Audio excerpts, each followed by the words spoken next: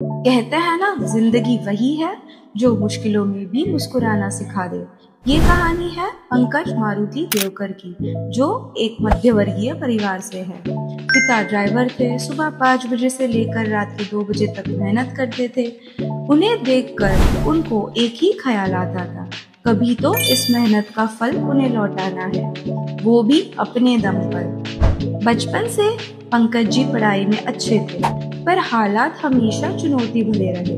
11वीं में आते आते उन्होंने खुद कमाना शुरू कर दिया था। छोटे छोटे प्रमोटर का काम, बस इतना कि जेब खर्च और कॉलेज की फीस निकल जाए। हर दिन बस से कॉलेज और हर शाम नई उम्मीदों के साथ घर वापसी। इंजीनियरिंग के दिनों में उन्हें स्कॉलरशिप ने बहुत मदद की। उसी दौरान परिवार की जिम्मेदारी समझी और शुरू किया सीसीटीवी का छोटा सा बिजनेस। पेटीएम और एमस्वाइप जैसे कंपनियों में भी पार्ट टाइम जॉब की। कॉलेज खत्म होते ही मार्केटिंग एग्जीक्यूटिव के रूप में KPIT कंपनी में जॉब मिली। सिर्फ 6 महीने में ही उनका प्रमोशन हुआ और वे एसोसिएट सेल्स मैनेजर बन गए। इसी तरह जुनून रखते हुए फिर मौका मिला उन्हें नेबरी ऐप में काम करने का, एक ऐसा ऐप जो पड़ोसियों को जोड़ता था। उन्होंने पूरे जोश से ग्राउंड एक्टिविटीज, मॉल्स, गार्डन्स में प्रमोशन किए। फिर आया कोरोना और सब कुछ ठहर गया। जॉब चली गई, लोन्स और पैसे की चिंता ने नींदें छीन ली। वह 6 महीने तक घर में बैठे सोचते रहे, अब क्या। और तभी एक दिन एक मौका मिला, सिटी ऑफ रेस्टलर जानने वाले शहर कोल्हापुर में। कोल्हापुर की एक एग्रीकल्चर कंपनी में टेली सेल संभालने के लिए वैकेंसी थी, तो एक दोस्त ने उनका नाम सुझाया और वे अकेले स्कूटी पर निकल पड़े कोल्हापुर। इसी समय एक जॉब अपॉर्चुनिटी वेटिंग पर थी। एक तरफ सुरक्षित सैलरी, दूसरी तरफ अनिश्चित बिजनेस। लेकिन उनके दिल ने कहा, जोखिम लेकर ही इतिहास बनता है, और उन्होंने नौकरी छोड़कर बिजनेस को चुना। कोल्हापुर में किसानों के बीच काम करते हुए उनके मन में एक ख्याल आया, दूध निकालने की मशीन यानी मिल्किंग मशीन, जो किसानों की जिंदगी आसान बना सकती है।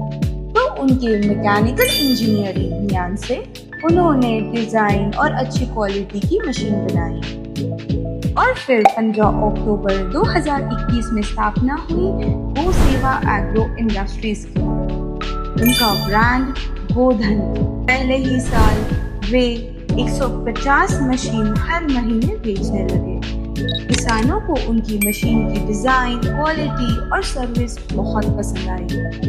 2022 के बीच में कर्नाटका सरकार ने उन्हें 2000 मशीनों का टेंडर दिया। ये उनके लिए बहुत बड़ी चुनौती थी, पर उन्होंने हिम्मत नहीं हारी।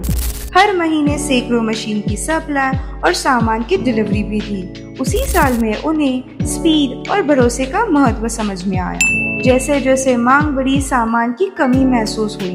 तब उन्होंने फैसला किया, विदेश से मटेरियल इंपोर्ट करते हैं। पहली बार वे तुर्की गए और वहीं से शुरू हुआ B2B बिजनेस।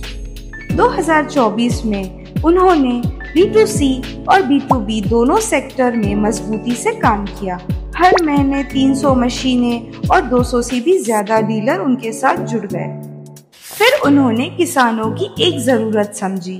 उन्हें सिर्फ मशीन्स नहीं, पूरे डेयरी इक्विपमेंट सप्लाई करते हैं, इसीलिए वे चाइना गए।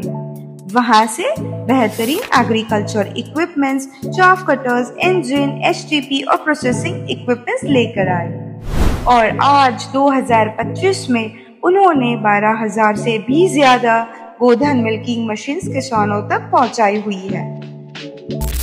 देश भर में 200 से भी अधिक डीलर गोधन के साथ जुड़े हुए हैं, और आज गोधन बना है भारत का नंबर 1 ब्रांड, जो किसानों के दिलों में बसा हुआ है। ये सिर्फ पंकज जी की कहानी नहीं, यह उस इंसान की कहानी है जो सपने देखता है और उसे साकार करने की उम्मीद रखता है। गोसेवा एग्रो इंडस्ट्रीज किसानों के सपनों का साथी बन चुका है। 15 अक्टूबर 2021 से सफलता के 4 साल की यात्रा हो चुकी है, और आगे अनगिनत सालों तक वे ऐसे ही किसानों के लिए काम करते रहेंगे। धन्यवाद पंकज सर।